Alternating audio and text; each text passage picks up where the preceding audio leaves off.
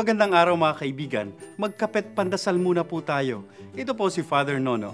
Mga kapamilya, ayan, patapos na po ang Enero. Kamakailan lang ay nagsisimula pa lang ang 2013. Mga kapamilya, delikado raw yung lagi tayong nagmamadali. Dahil madalas maraming nakakaligtaan sa pagmamadali.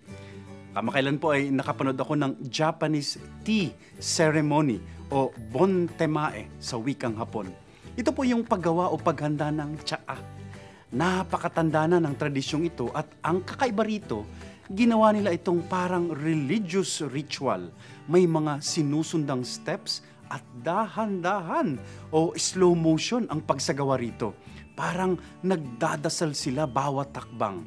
Magsisimula sa pagyuko o pagbow. Tapos, dahan-dahan ang paglinis ng mga gamit, yung espesyal na kubyertos, mga tasa.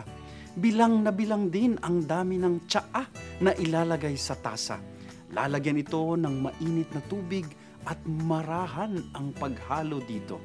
At pag naibigay na sa iinom, matatapos ang seremonya sa pagbaw ulit at paglinis ng mga gamit.